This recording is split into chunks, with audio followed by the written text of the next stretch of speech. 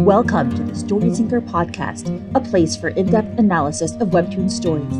Co-hosted by sharp, witty, and dare I say thirsty fans, we dive deep into every episode, analyzing character struggles, relationship development, and of course, theories. You can follow the 𝗟𝗂𝘀𝘀𝘁 on YouTube, podcast platforms, and social media. For bonus content, sneak peeks, and more, you can support the 𝗟𝗂𝘀𝘀𝘀 on Patreon. We are really appreciative of your likes, subscribes, and follows on all platforms. Thank you for listening to the 𝗟𝗂𝘀𝘀𝘀𝘀, and let's get started.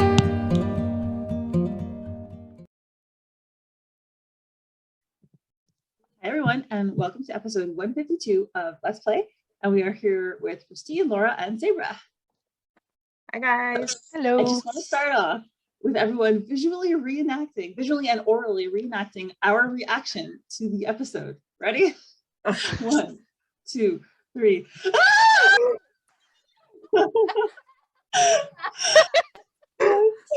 Joy. Oh yes. Okay, well, with that preface, let us start off. So I knew, by the way, as soon as we opened up with the recap being sexy times from like 120 something, I was like, okay, yeah, we're gonna have some more of that in this episode. All right, here we start. And Laura, take it away. Yes, this is Laura here. So we started off with the opening panel of just Sam's apartment building. At first I thought it was morning time, but then we see in the next panel, thanks again for ordering dinner, Charles. So it's early evening. And Charles responds, my pleasure, Bunty. Did you like the food? Yes, I did. And you see, takeout containers. And then the camera pans back so you can see Sam and Charles sitting on Sam's couch and Bowser on Charles' lap. Oh my God. He's just looking so happy. So happy. He looks so pleased with himself. So cute. You know what? I'd be pleased with myself too if I was laying in Charles's lap. Just saying. Same. I'm pretty sure I'd have that same look on my face. Like, yes. So who thinks this is can we read this as a sign if the dog likes him? I personally have always felt that way. It's always a good sign. Definitely helps. So Sam says, sorry, I don't have a dining table. And Charles responds, it was no trouble. It's kind of annoying not having a table to eat at. Oh, that's so funny. I was about to say, I was like, I don't like dining tables. Oh, really? We had a table in the kitchen, but for I don't know, I can't remember anymore, but like we definitely had for a couple of years we didn't. We would sit on the couch or whatever. And I don't know, I don't like too much furniture. I know this is not like a place to opine on our decorating taste, but I was like, yeah, you don't need a table. And so I eat almost always standing up right now because I'm always running back and forth between 4 kids. Can I have a drink of water? I dropped my fork. I need a new, Can I have another quesadilla? So I'm usually eating standing up anyway. Yeah, that's so funny. I'm like, oh, sorry, go ahead, Krystine. Oh, I was gonna say, usually like when me and my fiance eat here, like sometimes we eat at the dining table, but most of the time we're like sitting like not on the couch, but like at the foot of the couch and like have like the coffee table like right there, and we're just like eating on top. Yeah, I remember doing that all the time when I had a coffee table. Yeah. Yeah. Yeah, and I wonder if Sam does that with hers. She has a little coffee table in front of the couch. I just have such a hard time. I'm really messy. So if I don't eat in the kitchen, I have to be really careful so I don't stain the carpet in our rented apartment. Yeah.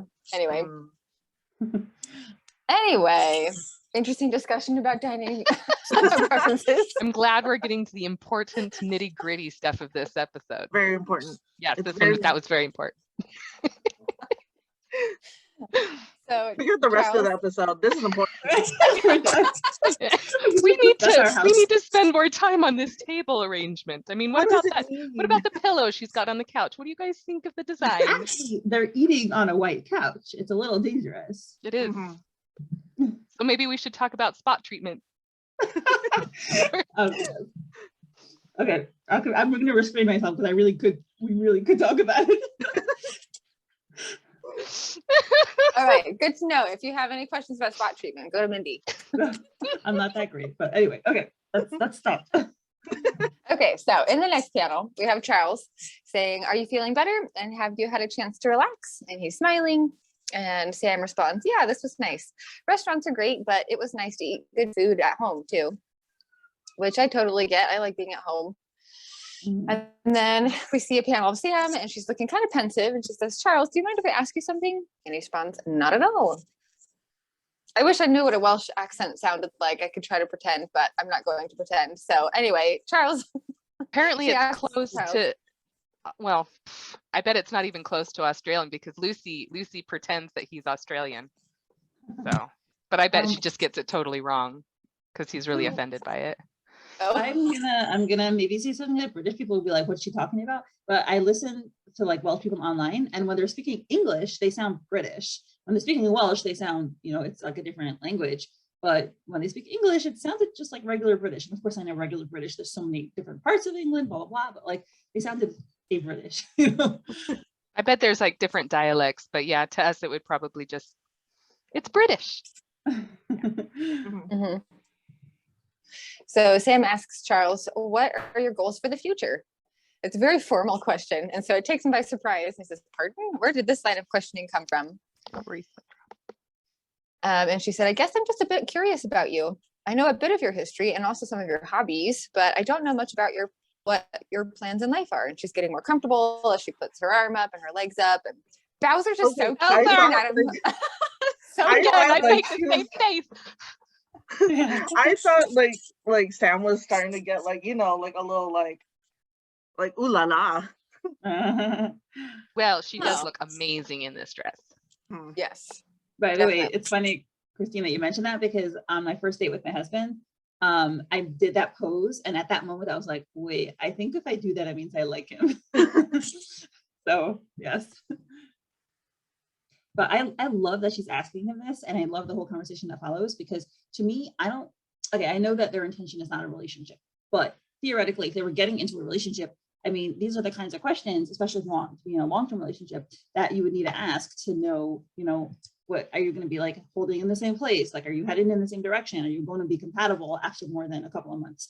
And like the way I grew up, that was like we only dated for marriage. There's no such thing as fooling around or dating. So these were questions that we were told like from a very, very young age. Okay, you should always know do you have the same values? Do you have the same like lifestyle standards? Do you have the same like expectations of everything? Like, just discuss all these things on your dates, because you want to make sure you can live with this person. And it's something that like I took for granted. And then when I realized not everyone dates this way, and then they're like, what can happen is you're like in a relationship for a while, and then you realize you're not really compatible, and then there's a lot of heartbreak because you already love the person. So I love that she's having these conversations. And again, like, I don't know if they're actually, he said clearly he doesn't want a relationship. She said she doesn't know what she wants. But I am happy that she's asking him, because I also want to hear his answers. Like, let's hear. What are you thinking? I think right here, even though they know that they don't want to get into a relationship, despite everybody else just dying for them to get into a relationship, right? They're definitely friends, and they're definitely growing closer to each other in a very fun way, even if it isn't going to end up in a serious relationship on either side at this point. We do not know, but they're definitely friends. They're definitely getting to know each other, and they talk about some really important, deep topics between each other and what's important to them. And so I think this is great, and I'm a little sad that Charles hasn't had a chance to open up about himself more yet. They've been focusing a lot on Samara. Exactly. So, yeah. That's a good point. I hadn't thought about that. Yeah, because it's been Charles taking the lead and stuff like that, and opening Sam up. And she needed that. She needed that. Mm-hmm. But Charles needs some tender love and care, and he needs to open up a little bit more. Mm-hmm. Step in Sam to do the job. Yes. Yeah, and he seems uncomfortable with it, because he by his response. So she continues, "Do you know what my dream and goals are?" And he asks, "You mean about being a game creator full time?" And she said, "Yeah, we've talked about it a lot. Do you want to continue working at Young Tech? Do you want to change careers? Do you want to stay living in America?" And she looks genuinely interested. She's looking at him. She's like very open body language. She's smiling, but he's uncomfortable. And he takes a beat and says, "You say you don't want to be the next CEO, but I can't help but feel like I'm being interviewed for a job right now." And he pinches Bowser, like playing with a little doggy pat, little doggy. Yeah, his little rolls. Uh-huh. Never mind. I'm not going to say what I was going to say. What that you can't say Well, that. I'm still imagining myself in Charles's lap. So I just got a little pinch there. Where did he pinch you? Sorry. There are so many good places. I can say this because my husband the other day, I was talking to him today about how I was frustrated because there's a little bit of hate going on Charles on Facebook. Not bad hate, but just enough to get me just bothered. And so I was telling my husband this, like, he just looks at me, he's like, "They just don't understand him like you do." And then he added, "Because you're married to him." Is your husband like Charles? And besides for the So the my daughter leaned over while I was reading this, maybe in season 1 or season 2, and Charles was on the screen with Sam. It's like, "Mommy, look, it's Daddy." And I'm like, oh. "Damn right, it's Daddy." Sorry. But my last name is Jones, Oh. and So he basically is already Welsh. know. He doesn't sound Welsh. His ancestry is Welsh, and they have similar characteristics and personality traits. So that might be why I like him so much and defend him to the death. So sorry, my little tangent there. But yeah, so I can say Charles can pinch me anywhere because my husband supports me. Okay. Nice. Love As it. long as this is a cartoon character. That's funny. We're all in the same boat. That's good. Mm-hmm. Yes. So Charles, he looks down, he's playing with the dog. He his body language says he's kind of uncomfortable. So then Sam kind of reciprocates uncomfortable body language. She looks away, she messes with her hair, tucks it behind her ear, says, "Oh, I'm sorry, it's none of my business. I just wanted to learn more about you." And she bites her lip and she's still looking away. And Charles looks over at her. They both have little sweat marks. They're both a little awkward right now. So, but he breaks the tension and says, "I honestly do not know what I want in the long term, Bunty. I try to take things one day at a time and not dwell on what the future may hold." And while he's talking, he's still playing with Bowser, giving him little chin scratches, cheek scratches, which Bowser is loving. Yes. They're so cute. Their little relationship. Love Bowser. I know.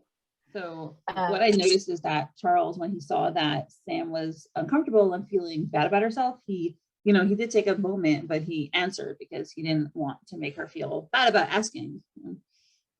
Good point. It's cool that he's willing to open up. It's obviously hard for him to do in this instance. Yeah, right. The whole thing when he's like, "Oh, I'm being interviewed," that's deflection, and making a joke, so he doesn't have to say anything. Mm-hmm. Mm-hmm. Yeah, how do you? I honestly, when I hear this, thinking I don't know what I want in the long term, do you guys relate to that? Because for me, that's the furthest thing. I've always been a very future oriented person. Like literally since I can remember being conscious, I've always had like goals. Like, okay, I want to do this in the future, and I have like 25 million of them. So I don't even know what this would feel like. So when he says afterwards, I kind of like, I don't think I've had that kind of experience that would make me drop my long-term goals. But do you guys relate to what he's saying? I know I do. I think we could have felt like this before, but I really honestly think he doesn't want to look in the future for the same reason he doesn't want to look in his past. Mm-hmm. I really think it's because of his trauma. When he was happily married, it sounded like when he was talking to Mr. Young that he wanted a family, and that was probably some of his main goals. I don't know, this is just speculation, but it sounded like that was something that he wished for himself. He didn't have a father figure in his home, so maybe it was his goal to be a good father figure to somebody. he's obviously a very caring individual. He notices things that people don't notice. He tries to make sure that people are comfortable, even if he has kind of an uncomfortable, standoffish demeanor. There's things that he does to try to make people more comfortable. So him not wanting to look into the future is probably because he doesn't, it's too painful to look that far in the future, because he can't have what he originally wanted. He thinks he can't have what he originally wanted. I do think that's definitely part of it. I think also maybe he's feeling a little bit like floundering. Like when I was in college, I like wrapped up so much of my identity in pursuing my degree and getting my certification and doing all the stuff I needed to do I studied music therapy. So once I graduated and I did my internship and I passed the certification exam, and I was like, I'm a music therapist. Now what? What do I do now? Obviously I'm going to work, but like, what's driving me? And so like, I felt kind of like I was floundering, like, what am I doing now? Where am I going? What's going to happen? Because I had this huge goal that I had worked so hard for and I was so laser focused on. So maybe part of what you're saying, Sabra, is part of what Charles is experiencing. Like he had this marriage that he was like maybe laser focused on. I don't know. Also speculation. It's just now that he doesn't have that, he's kind of floundering. Yeah, he, to that point, I'm just remembering he married like right out of high school. He got married really early. And so having, instead of education, him being focused on one individual kind of consuming his life and then that being taken away, that would definitely leave somebody floundering. So that makes perfect sense. Good point. You know, I'm trying to think like what would we guess his long-term goals would have been, besides for the family part, which we have, you know, a clue for. Like we know his hobbies, like fencing and, you know, the escape room. Olympics. And, like Olympics. He was going to be in the Olympics in fencing. What happened? Was there a reason given for what happened with that? I forgot. No, not particularly. Yeah, I'm curious if part of what we'll get in the story, if Charles, you know, becomes, you know, heals, is if we'll see what goals he does develop. It could be his friend that cheated on his help was the other, maybe he was another fencer. Right. Yeah. I don't know. That would be a good tie-in.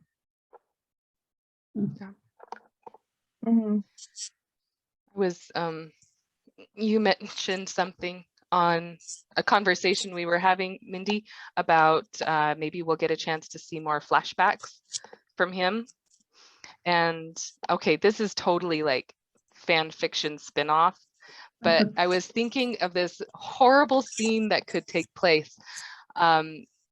So you know how when we always see the flashback and he's going to the door and he's getting ready to open it, and we've never once seen her face.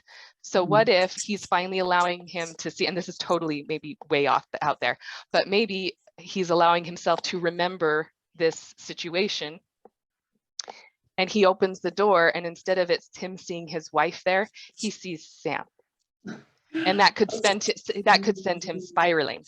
I mean, even maybe he sees her with Marshall. I mean, and it's just totally fabricated in his mind, but it could send him spiraling and panicking, reliving it, except associating. I mean, that's just something that came to my mind. What were you thinking? Because I could tell you had a thought there. Yeah, what if when they, you know, are getting into it later on or / next episode or whatever, what if he actually has to stop because he keeps flashing back to his wife and he can't do it? Or flashing back to any of like the other girls. Yeah. Well, I was also curious because we always see the chains, right? But I do not think with all of these other past relationships that he's had, we would have seen the same struggle with control, if that makes sense. Like when he was with Eva, I doubt in the background we're seeing control battling with his emotions. I have a feeling he was completely in control in those instances, or with Rosewood. So I'm really curious as, sorry, I sound really funny. I'm really curious as to what control is holding back, because I don't think it's lust or sexuality or something like that, because he obviously could experience those things while still being in control. So what is it about Sam that's making him let go? Well, it's an emotional connection. Like there's lust for a random person and there's lust for someone that matters. So I guess I'm just curious. We'll find out, hopefully. Better for worse. Yeah, because maybe the last time he felt an emotional connection was with his, like in a romantic way, was with his wife, his ex-wife. And so he's very hesitant to try to explore that territory with Sam. Yeah. Just scared to experience those kind of emotions again, because as he says here, did we finish this little section here, or are we still? No, not quite. So he continues his thought, but in the short term, I want to be successful and do well financially and maintain my health. And he's still looking down while he's talking. Yeah, we see him do those things, right? He is successful. He seems to have a good job here, and obviously because he has a nice penthouse, so we assume he can afford it unless he's just in debt. And maintaining his health, like he does exercise. So yeah, he's achieving his short-term goals. But that's such like a blanket statement. Like everybody wants that. Right. That's why she calls him on it. Right. So Sam now asks, and that makes you happy? Which, oh my God, I love to see Sam kind of poking at him. Sam is always very shy and, non-confrontational. So I'm happy that she feels comfortable enough with him that she can, push back a little bit at him. So this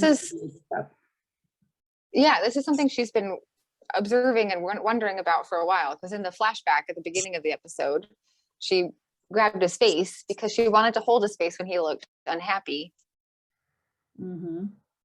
Sweet Sam. She cares about him. She wants him to be happy. Just like we do. Among other things. Yeah. And Charles looks so uncomfortable when he asks her, like he has the side eye. It's just very shifty. And he says, but he's honest, at least with his words. He says, I wouldn't say it makes me happy. It makes me comfortable. And the little sweat mark. So I'm happy that he isn't shutting down. Like he actually is answering her, even if it's uncomfortable for him. No, I agree. I read a comment on Facebook today talking about, again, me defending Charles to the death, right? Talking about how Charles is so secretive. And I'm like, he's not secretive. He's not. I can think the only secret he kept was hiding a ring in his pocket and not wanting to tell people about that. And that's really intimate to know that kind of information. He's honest about being divorced. He's honest to Eva that he was with another woman the other night. He's honest on who it was. And I honestly think if Sam asked him about his previous sexual partners, he would be completely open about who they were. I don't think he would lie about it. Right. I would say maybe she meant he's not, or maybe if she knew the word, it would be forthcoming. He's not forthcoming. But if asked, he does answer. That I can agree to. Yeah. So he continues, the future isn't all about dreams and goals. It's about making the best of what you have right now. Oh, that is such a bitter statement. That you could just, as soon as he said that, it's like, ow, who hurt you? Oh, we know, but it's like, oh. We know. I definitely, there was a time in my life where I was very hopeless when I was like in school and working like crazy hours and not sleeping enough and not having any time for creativity. And I mean, it's hard to quantify it, to compare the worst times in life, because they're like so many, like you can't say which one is the worst, but it's definitely one of the worst times in my life. And I actually despaired of my dreams and goals for a while, which they had been my driving force. Like ever since I was little, I was like, okay, I want to write novels, I want to write movies, I want to do this and that. And then for like a year or so, I kind of gave up on that, which was unthinkable. But, and I talked like that. I was like, oh, you know, I just have to be practical, and it's just gonna be, you know, it's all about just, you know, I needed to make money because I was not making enough money. And it was horrible. And like, I sounded like that, and it was so depressing. It's Langston Hughes has, I used to, during those years, I recited these poems myself a lot. He has 2 poems about dreams. And one of them is hold fast to dreams, for if dreams die, life is a broken winged bird that cannot fly. Hold fast to dreams, for when dreams go, life is a barren field frozen over with snow. And that was one of the amazing ones. Another one is what happens to a dream deferred? Does it dry up like a raisin in the sun? Does it explode? Does it burst? But basically those, I really related to those, because, you know, a life without dreams was not worth living. And, you know, Charles does not express any, like, he seems to be mentally healthy, okay, but he's definitely not living his full life like this. No, he doesn't have any hope. That's one thing that's definitely missing in these statements. They're technically true statements. I mean, you can't just live your whole future on dreams and goals. You've got to work on the little things and be in the here and the now, but there's just no hope in these phrases that he's saying, and it's really depressing. And again, I'm glad Sam calls him out on it. Yeah. So then he continues, and he says, and this is, by the way, he is opening up to her in this statement. He says, I used to plan for the future and dream big, but I learned the hard way that dreams are fragile. A single selfish act can make it all come crashing down. Planning for the future invites disappointment. It's really better not to get your hopes up. Ugh. So somehow his marriage, his wife cheating on him, just destroyed all of his dreams, not just the dream of a happy family. It destroyed everything. And I'm not really sure why, because we don't know too much of his past, but it's just sad. It's just sad. Well, he was young too, so probably like, you know, kind of like young tunnel vision, being like, oh, this is my future, this is my future. And then like, once that's gone, it's like, what? Floundering, exactly. Yeah, like Laura said, floundering. Yeah. And then, do we know how long ago this happened? I don't know why 7 years ago is in my head. It's not 7 years. That's too long. Do we know how long he's been working at Young Technology? Well, I think, was it last, 𝗟𝘂𝗀𝘀𝘁 said at the party, right? He was crying. It must have been recent then. Was it like a year ago, that party? No, I think he's been at the company for a few years. I'm pretty sure he's been divorced for quite a while. I'm pretty sure it's more than 3 years. I can't remember exactly, but it's not, I don't feel like this is a recent thing. No. I'm trying to remember where it was said, but I can't remember. In which case, Charles has been doing an excellent job of repressing his feelings and not thinking about it at all for all that time. Because I'm sure all of us here, if something bad happened to us, like, we would at some point process it, you know, and try to work on it and heal.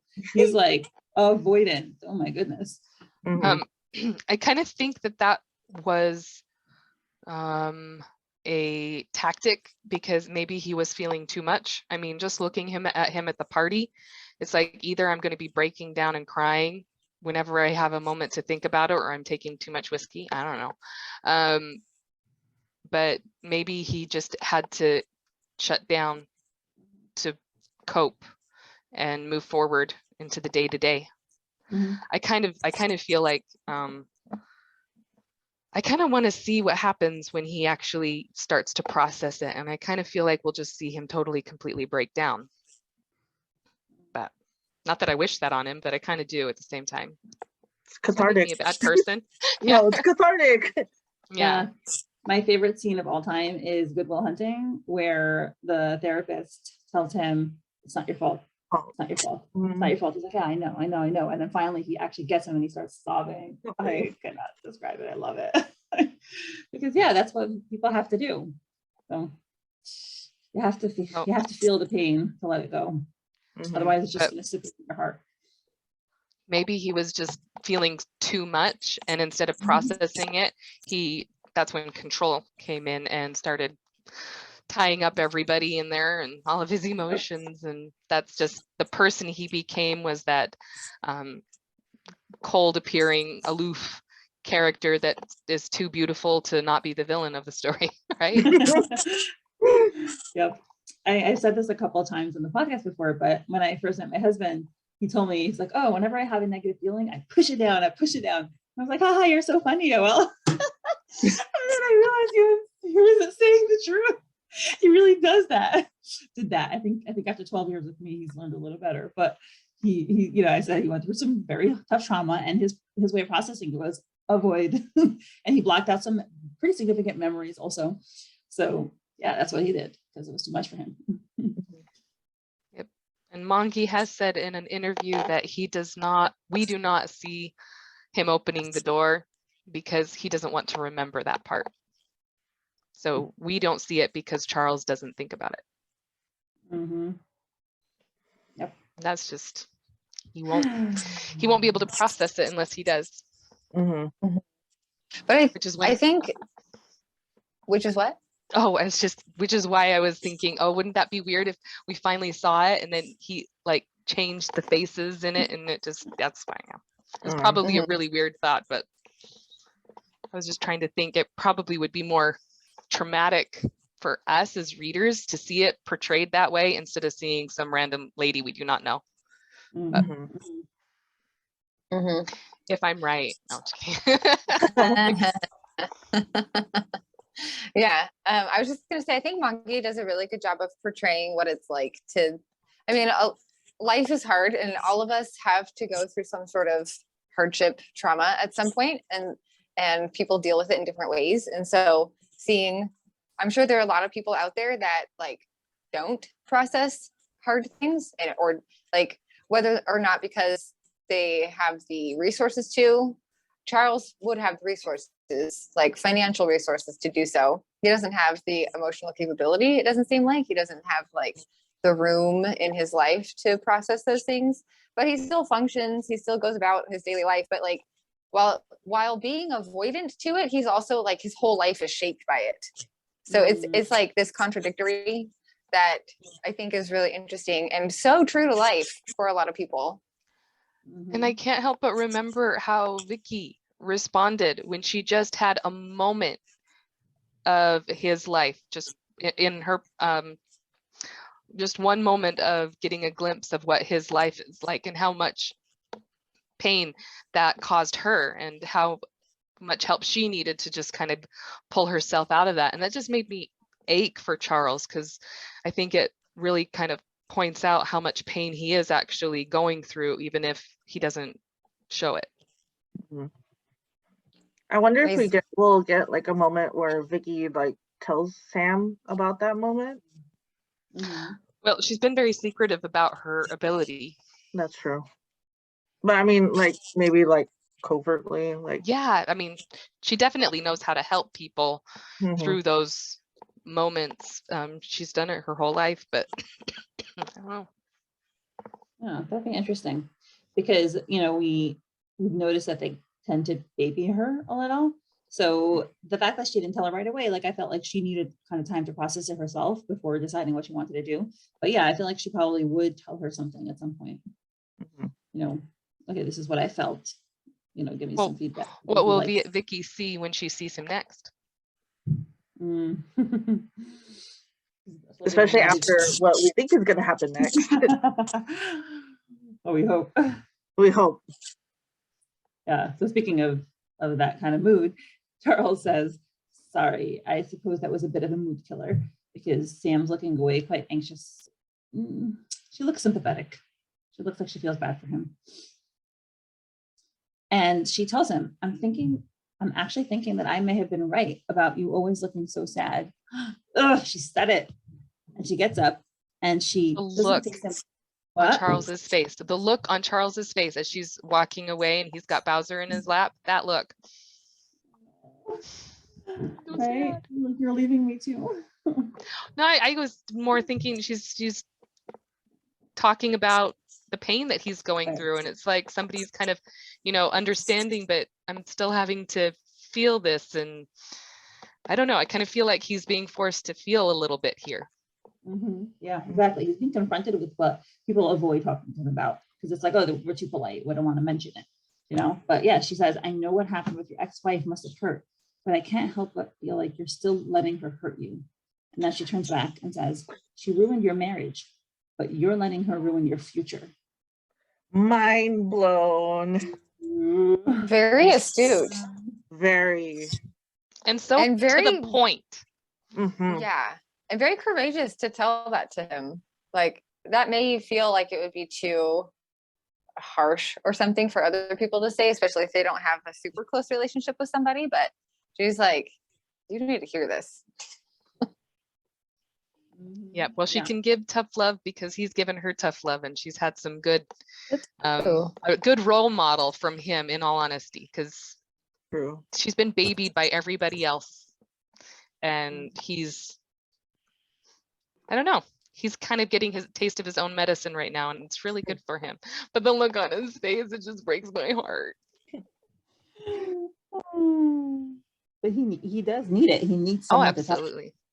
Someone has to, pick up the ice with a pickaxe. He's been guarding that way too long. And she says, sorry, it really isn't any of my business. And he doesn't say anything. He just looks kind of despondent. I love that face too. Can I just say one thing? She pointed out something pretty intense right there for him. But then she also took a step back to allow him to process it a little bit. And then we get a change of subject. Now, don't get me wrong, this is a really fun change of subject. But I kind of felt like that was, instead of digging and prodding him more and more and more, I thought it was good that she just touched on the subject, kind of made it clear that, hey, this is what I see. This is how I feel. And I think you're suffering because of this. And then she stepped back. She didn't grill him. And I think that was really kind of sweet, actually. Just say what she needed to say and then back off. I'm laughing because I was the exact opposite with my husband. I was just like, you have to tell me all about your stepfather. Tell me all about how he abused you. No, like, you have to. We're getting this out now. That's probably what I would have done too, to be honest. Yeah. Which is maybe why I admire Sam for being able to step back. Yep. I know I do the same thing, like with my fiance. I'm like, we're getting this done now. Like, no more. This is it. We're not fighting again. But of course, relationships. Relationships, they're fun. Yeah. So I think, Krystine, you're doing a third part or fourth part? No, I think I'm next. Okay. There you go. Yep. So she's walking away. And she says, anyway, I'm going to go change my clothes. I think I've worn this dress enough today. I agree. He didn't say that. That was totally me. All right. So then we see Charles, and he's got a slight grin on his face, and he's teasing her. Did you want some help with that? And then she pauses with her hand on the door frame, and she looks back with those doe eyes. And she says, yes. She's blushing. But then, he just jumps. Okay. I love this. You see it. Sorry, lad, your husband requires assistance. He's like, move, buddy. He couldn't move Bowser fast enough. I know. Practically threw Bowser. I know. I love it. It's so funny, and she's just blushing, and you see him standing in the doorway, getting ready to walk in the room, and Samara's in the corner. She's like, she looks like she's almost put herself in timeout. She's just standing in the corner with her arms around, and she's just shaking. You just see her back. He asks, are you all right? And then I should be able to get this really good. Yes. Because I can't talk. So she's shivering, and she's saying yes. But then he looks concerned, and he says, talk to me, Bunty. What's on your mind? I'm really nervous on what we're about to do.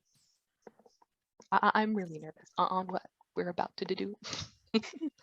I guess she's so open about that.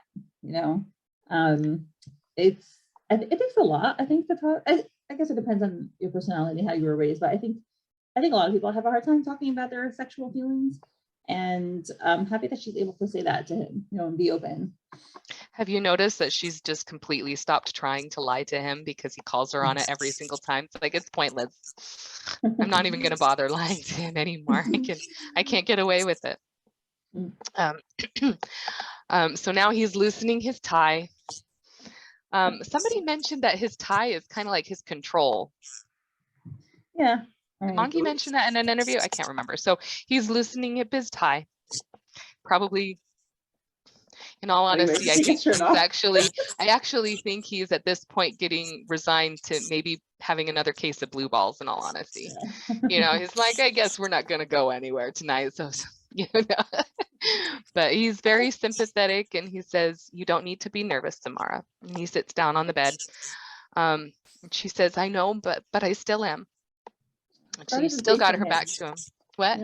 Yeah, we just said the same thing. Yeah, we're poor girl. I know. And then he's just kind of looking up at her. He's a little hunched over. He's like, what are you nervous about? And then, people make such a big deal about this sort of thing, and I'm worried. What if I don't like it? To be fair, you know, she doesn't know. I like the look on his face. I know, like, well, I would think that I'm skilled enough to not leave you disappointed. At least okay, he knows what he's supposed to do. We like it. It was such an interesting thing for Samara to say, actually. What if I don't like it? I mean, I guess I was expecting more of her expressing that maybe she wasn't going to be good at it or something. But the fact that she says, you know, maybe I won't like it, it's a fair concern. I'm not trying to discredit it. It's just not one I was expecting her to say. Maybe because not everyone is as sexual. I mean, there's a whole range of like how sexual people are. So maybe she's thinking, okay, the world, most people expect me to be a sexual being and to enjoy it. And then if I don't enjoy it, like, how am I going to be in a relationship? Because most people want someone who's sexual. So yeah, I can see that anxiety. To be fair, I think her previous encounter with Charles, I'm pretty sure she's going to like it. She looked like she was enjoying herself the last time they got close. I mean, there was that orchid thing, so she liked it a lot.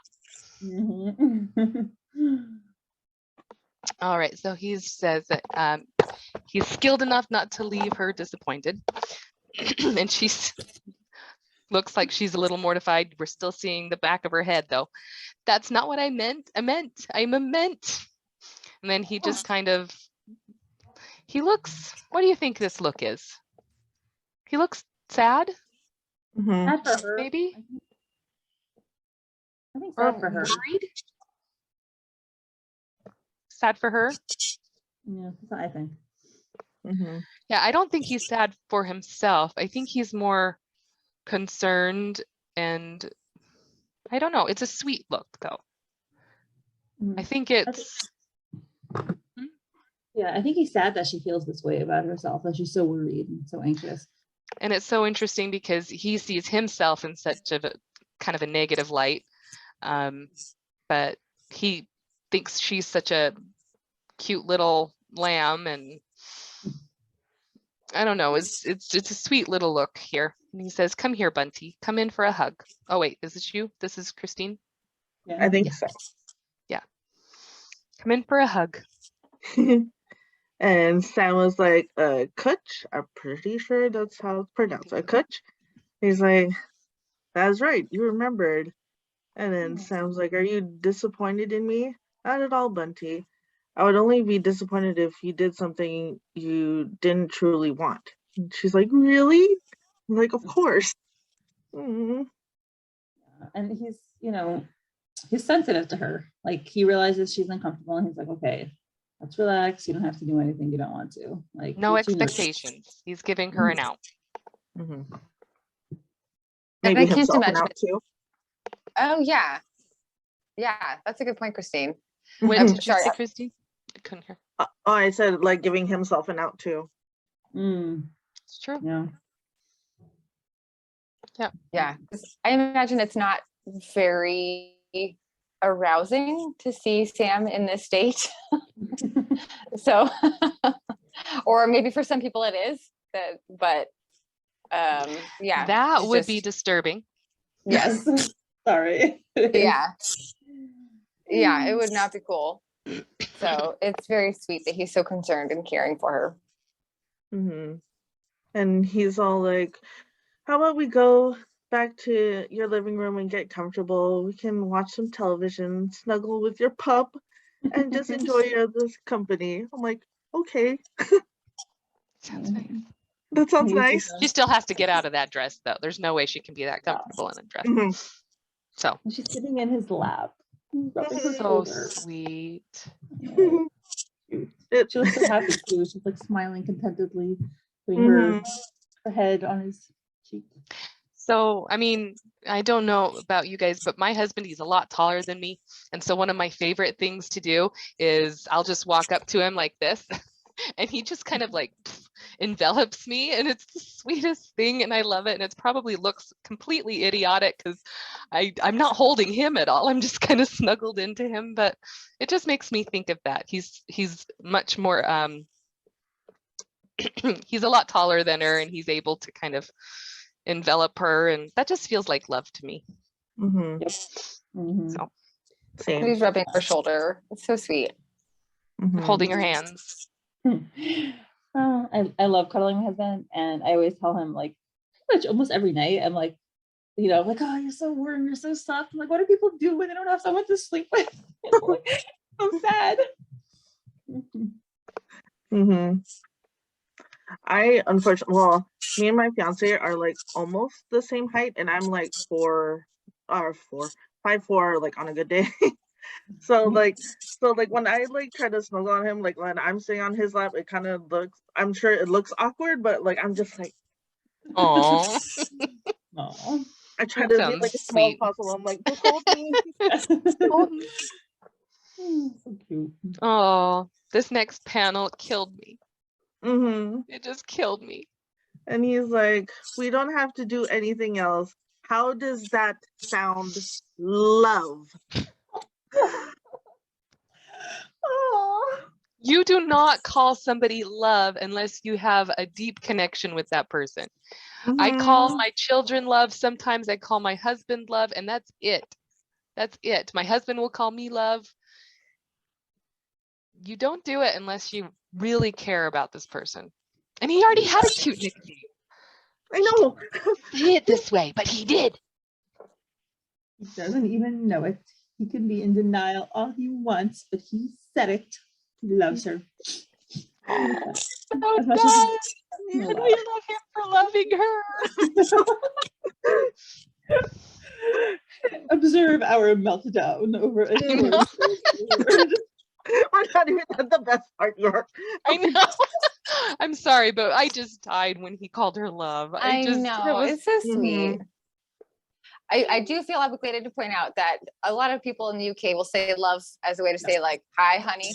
But however, I think, Sabra, you brought up a good point that he already has a cute nickname for her, but he didn't call her Bunty. He called her Love, which I think is significant.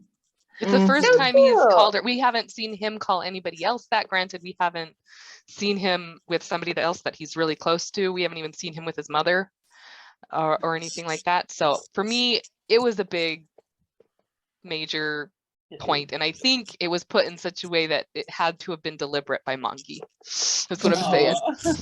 And it also makes me think of when Sam was thinking to herself, like, you know, little by little, I have to do like little things, like just like I'm developing code, just like the little things have to be done first. And so she was like freaking out thinking they're about to bang, but then he brought her in for a cuddle. She can handle a cuddle. He called her love. She can handle that. And then he gives her a cute idea of cuddling on the couch and watching television. She'd probably change it to a video game and he'd probably be okay with that. But it was baby steps for her. But then I also, when he calls her love, just look at the look on her face. She's got this sweet little smile. She's not overly nervous anymore. She stopped shaking. And the look on his face too, like just he's blushing. He's a blushy boy. He's so happy. One word and we're like melting. We are. We're just gonna stare at this one panel for another 20 minutes. Yeah, exactly. For the audio listener, Mindy put her hands over her ears when I said that love is like a common term of endearment. Nope. Yeah, Now. I'm not gonna believe that. No, it can't be that. No, that was pretty funny. I hear Mindy. you enough. I think I'm gonna make like a flash clip of like our crazy reactions throughout the thing. You know, episode 152. But I also love this next part right here, because she gets the out, but then she realizes she doesn't want the out. Take it away, Krystine. So with her beautiful blushy doe eyes, Sam's like, Her lusty doe lusty eyes. is right. Lust is in her eyes. That's Right true. there, yes. It's got the Yeah. red in it, yes. It's got the, yeah, that's true. That's her lusty So with eye. her lusty, blushy eyes, she's like, that sounds nice, Charles, but even though I'm nervous, I still want ... And Charles is like, what do you want, Bunty? And Wait. We have to go. So tell me what you want. What you What really you want. want. I want to think. I really wanted to that's say, it. And then, we just dated ourselves. I'm just saying. By the way, I'm kind of too young for that. I remember when I was I'm not. 9, 8. My aunt, who was like 7 years older than me, she was into the Spice Girls, so she had like a big poster and like whatever. And I remember looking at the poster, but I didn't really know them. So yeah. But now my husband is her age. He's like 7.5 years older than me, so he's the one who like kind of introduced me to them. it's funny. My friend's husband is actually like obsessed with the Spice Girls, and I'm like, really? That's so funny. Anyway, back to the episode. Back to telling me what you want, Bunty. Yeah, what she really wants. She holds Charles' face and she's like really close, and she's like, I want you, all of you. She's And and then what was that, Laura? I was just saying, it's so sweet. I know. It is. You can tell that they're both looking at each other's lips and they're blushing. Their mouths are slightly apart, getting ready to enjoy what's about to take place. For those not watching, Mindy is just I'm thinking these thoughts, and I can't verbalize everything because it's a little too rude. But when she says, I want you, I want all of you, it's a very nice way of saying, and then insert the nice things I can't really say, but like very nice way of saying, I want you fully unclothed in very close proximity to me. Pretty much, yeah. But I also kind of think of it as on an emotional level too. Because I mean, if she just wanted him for his body, she wouldn't have reached for his face when she could have touched him anywhere in that moment. I kind of felt like that was an important moment for Charles because he has only allowed himself to kind of be used in the last relationships that he's had since his wife cheating on him. I mean, all of them were, I mean, he was using them as much as they were using him, but it must have been a tender moment to have somebody kind of want him for him. At least that's what I think. Yeah. But then look how much he's blushing when they're kissing. It's like, it's so cute and like, and then I mean, he's blushing in his ears. He's just Their eyebrows. Sam's always blushing, but yeah, he's eyebrows like this. Mm-hmm. It means a lot to them. It's not a casual kiss. No, this is I've been waiting for a long time for this, but I've been holding back at the same time. It's only their second kiss on the lips, right? She kissed him in the office, and have they kissed since then? Well, they kissed in the bedroom. Okay. A lot. Yeah. A lot. Okay. Fine. Okay. There's too many to count. Okay. Mm-hmm. And then we see our lovely little old friend Control lift up his chains and basically mic drop them. That is totally a mic drop. It's totally, absolutely a mic drop. Oh my gosh. So I'm wondering if is it because of like it has to be because of Sam, right? That he like Control's willing to just like mic drop those chains. Like It has to be. I'm really invested in these emoticons. Every time they show up, I'm like, analyze what's going on. Oh my goodness. And yeah, because I'm pretty certain he would not have had any trouble holding on to Control and Control holding on to him during any of these rendezvous with other women. I do not think it has anything to do with letting go sexually. I think it's on a much deeper level, and I do find it kind of interesting that Mangi hasn't shown us who this is and who he's holding on to, really.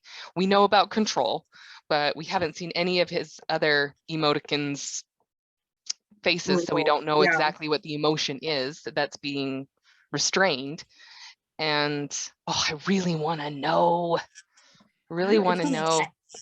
I kind of assumed that we would never see a specific emotion, that we were supposed to be, like kind of figure out meant his emotional connection to someone else. But yeah, maybe we'll get a specific one. Well, and maybe we don't need to know.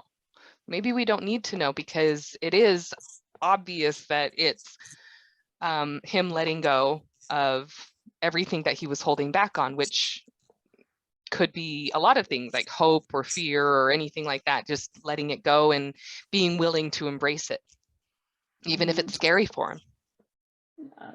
Yeah. To both of those points, I think it's because they had that kind of hard conversation just a few minutes ago that Charles is able to let go of Control so freely. readily. Yeah, he feels safe with Sam.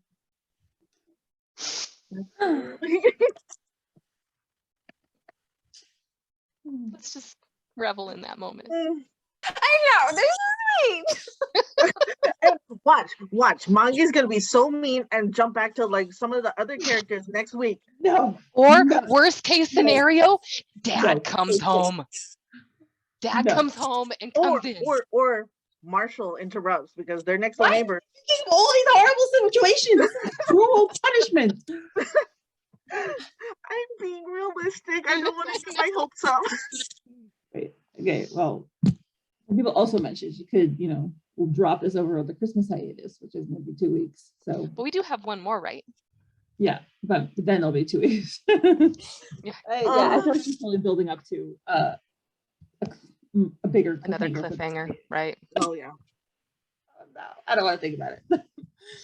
I want to think about it a lot. I want to think about it. No, but these last few panels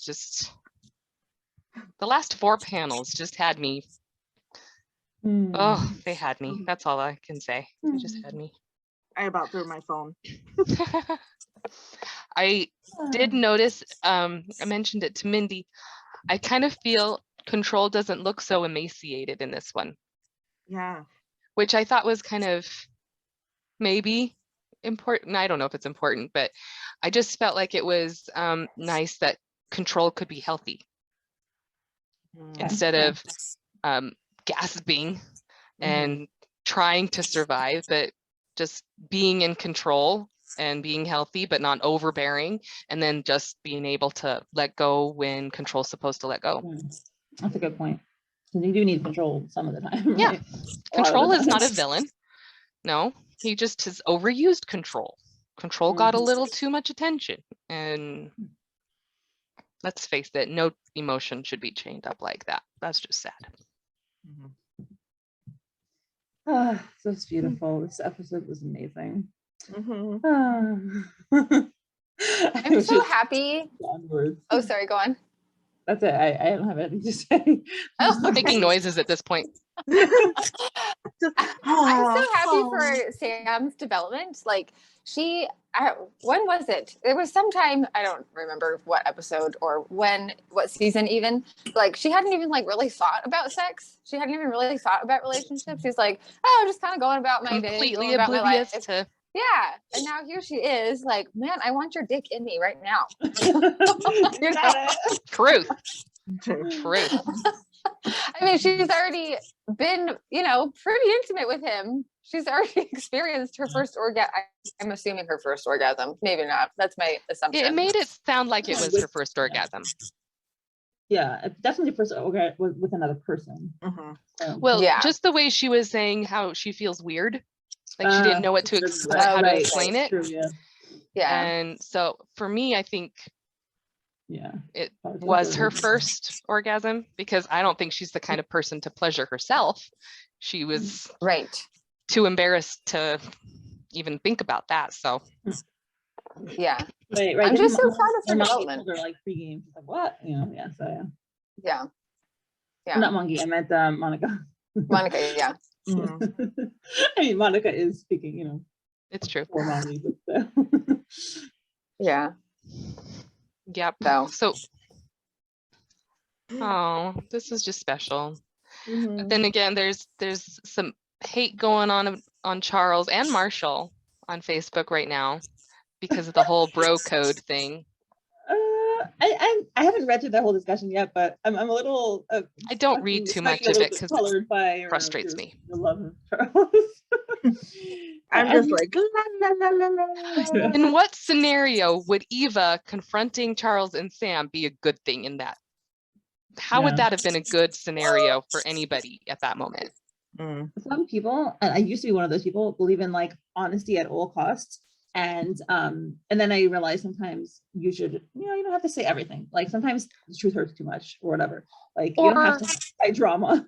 Waiting for the right moment. I mean, that would have just been drama. That would have been, I mean, remember, Eva knows Sam's dad. And that would have been really awkward. They work together. Remember when she first met Samara at the hospital? She's like, oh, you're the miracle baby. I forgot. So she knows Mr. Young. And is she a lawyer for him? I think so. Something like that. They work together in some scenario. Roll back. In fact, Eva said at the hospital, and I'm still curious of what this is going to turn out to mean. She said to Sam when they first met, well, if you're going to be Charles's assistant, then we'll be seeing more of each other soon. I don't know what that meant. I don't remember that at all. I recently reread it. That's the only reason. It's when she comes to the hospital for her brother. But I can't think that would have been a good situation to let Sam know that he and Eva had been sexually intimate.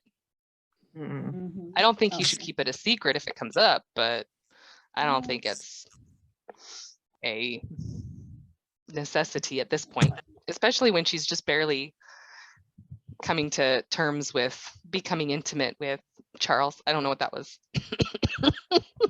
My little hand That was gesture. Discomfort. I find the chapters where they meet. Yeah, it would have made this Chapter evening a lot more awkward. I just found it. Oh, 96? 78. 78, that's when they first meet? I just found it. Oh, now my website is not opening. Okay. I mean, and they've talked to each other at the hospital when she caught Sam snuggled into her brother, or her brother snuggled into her. So, I mean, I'm not saying Eva is evil or anything. I'm just saying that would be, I want to protect Sam at all costs. And I don't really trust Eva right now with the whole from dad. And I feel like Eva's in on something that's a little nefarious, that she's being manipulated by her dad somehow. She's also pretty reactive too. So yeah. Right. And that would totally ruin, that would have been a mood killer. Oh yeah. What were you saying, Mindy? Yeah, it's in 96, she says her father is a client. So a client of her and her dad, I guess. Yeah. Okay. Well, that was just a little side note. I was just Yeah. thinking Sorry. about that. Found it. Sorry. So, do we have final thoughts you wanna share on this episode? Shane might drop his epic. I just have more dirty thoughts. Do share. Do share. Well, I'm channeling my inner Darla. So if you're in the Midnight Populand fandom, Darla is so dirty and I love her for it. So, you know, she's just sitting on Charles' lap and they're kissing and getting more intimate. And so I just hope that she can feel him getting more aroused. I hope she can feel him get hard. Probably. She mentioned being able to feel everything. I mean, Mongi is being forced to be very delicate, I think, unfortunately. But I'm kind of wondering how she's going to accomplish the next few panels. What we hope is going to happen. You know, when Charles is, I'm just going to share this right now. You know, in when we see Charles in the shower at one point and it's like steam covers everything. Yeah. On Patreon, she's got one where it does it. And I'm sorry, I'm just putting that out there. Wait, I have to scroll back to see that because I did too. I did it. I don't think I scrolled back. I must have scrolled back some, but I guess I didn't scroll back far enough because I didn't see that. He's just got some cute little cheeks there to share with everyone. It's fine. That's cute. Okay. So you're not the only one that's got a dirty mind, unfortunately. It's not dirty. Oh my gosh. Okay, so I object to that terminology. It is humid. It's enjoyable. That's what it is. Mm-hmm. Yep. Okay, I can sign off by saying, well, ladies, it's 10:20 and my husband's right there. But anyway. But, yes, it is late. And we have things to do. That's all. It's been fun. This was a very fun episode. Very. I'm sure that the next episode will be fun as well. It better. She's definitely gonna build it up more. If there's gonna be a cock block, it's gonna, I'm pretty sure there's gonna be some more build up first. Mm-hmm. At least. I really hope that there's nothing to hold them back from anything. Yes. All right, with that prayer in mind, we shall end. Thank you so much for joining. It was fantastic. Such a fun episode. Thank you so much. Thanks for having us. It was fun. It was good to meet you, Krystine. It was good to see you again, Laura. Same. Good night. Bye. Bye, Mindy. Thank you so much to my current patrons: Susie, Lady Libris, Lily, Jenny, Haley, Maria, Molly, Veronica, Emily, Joe, Rochelle, Saucy Tuggles, Meg, Ann Rose, Priya, Alexa, Misty, Laura, Joanne, Patty, Jen, Emilda, Esther, I'm Watching You, Taurus, Poppy Seed, Marie, Jen, Emily, Jean, Jen, Erin, D, Kate, Lily, Beckett, and Duranda. Your support is truly appreciated.